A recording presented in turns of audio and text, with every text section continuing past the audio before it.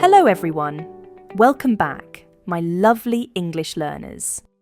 If you're on a journey to master English, you're in the right place. Today, we're diving deep into the world of perfect tenses. Now, perfect tenses can be a bit tricky, but they're essential for expressing completed actions in relation to different times. So, whether you're a basic, intermediate, or an advanced learner, or just looking to brush up on your grammar skills, this English grammar lesson is for you. I am Sarah.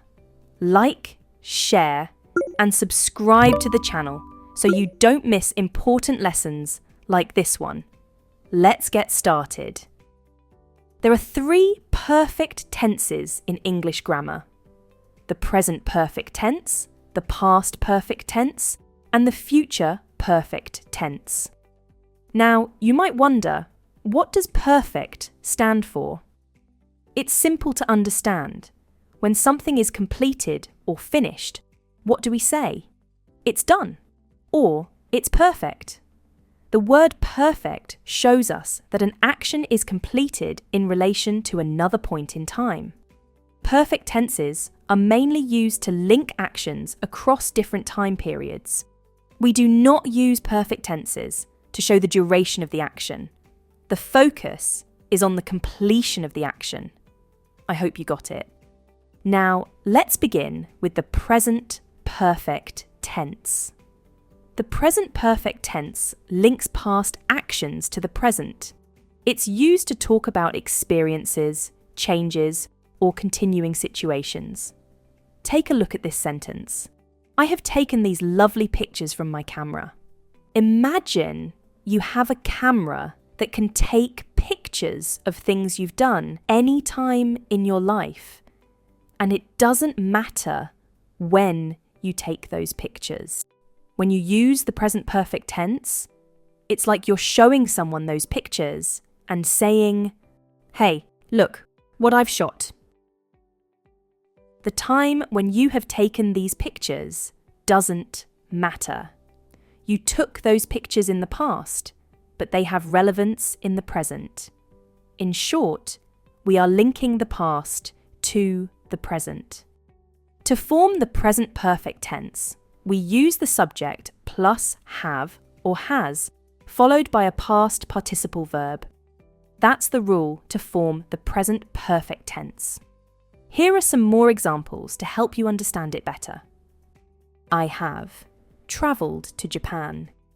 Here, the focus is on the experience of travelling, not when it happened. The present perfect tense is used to talk about experiences. She has written 3 books. This tells us about her achievements without specifying when these books were written. She's still a writer and may write more books. They have eaten sushi. This shows that the experience of eating sushi has occurred at some point, but when it's eaten, it is not specified. It is not important. We have been friends for 10 years. This shows a state that started in the past and continues into the present. You are still friends, so it is something that started in the past but is still relevant today. So we use the present perfect tense to talk about actions that started in the past. When they started is not important, but they are relevant in the present. I hope you got it. Now, let's move on to the past perfect tense. We use the past perfect tense to talk about a completed action before another completed action in the past. Take a look at this example. I had made popcorn before the movie began. Imagine you're telling your friend about a really cool movie night you planned, but you want to say something happened before the movie even started. You made popcorn and then watched the movie. Now, if you notice, there are two completed actions in the past. You made popcorn and watched a movie. Both the actions are completed, and you are describing it now in the present. So, we use the past perfect tense to talk about completed action, and to particularly show the order or sequence of the actions in the past. Here's how we form the past perfect tense. We start with the subject followed by had, plus the past participle of the verb. So, in this sentence, had made is the past participle, and the action that is nearest to the present time or the time of speaking is described using the simple past, which in this sentence is began. I am sure that was easy to understand. Here are some more examples. I had finished my presentation before I went to the mall. So, I first completed my presentation and then went to the mall. See, using past perfect tense helps describe in what order the events occurred in the past.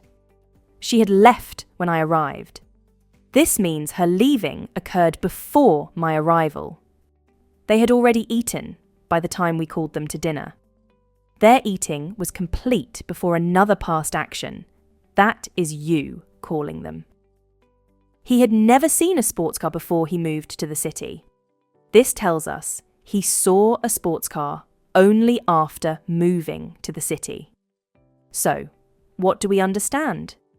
The past perfect is used to talk about completed actions in the past and helps us understand the sequence of events in the past better.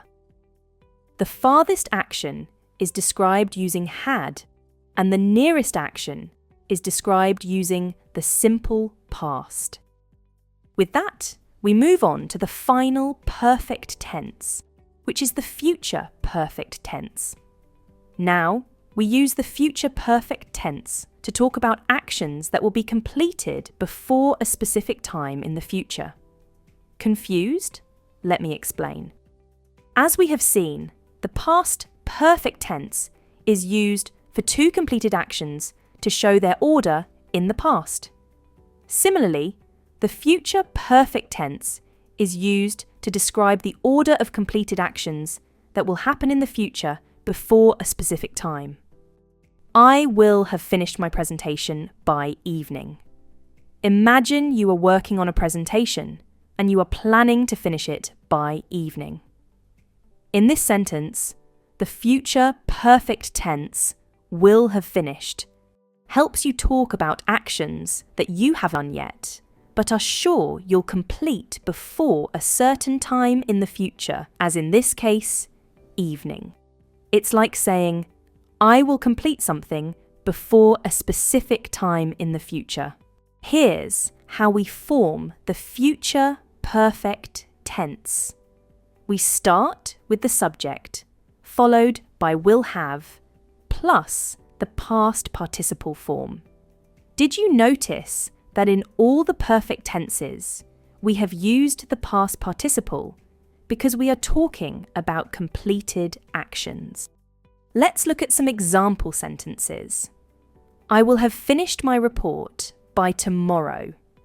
This means the report will be completed before tomorrow. By next week, she will have worked here for 5 years. It shows a milestone that will be reached in the future. They will have left by the time you get there. This predicts that their departure will occur before your arrival. We will have been married for 20 years next month. This shows a future state based on an action completed in the past. So, in conclusion, the future tense is used to talk about actions that will be completed before a specified future time. Now, let's test how well you have understood the perfect tenses. Here's a quick quiz for you. Fill in the blanks with present, past, or future perfect tense. The clues are provided in the brackets for your help. Let me know your answers in the comments. That's all for today.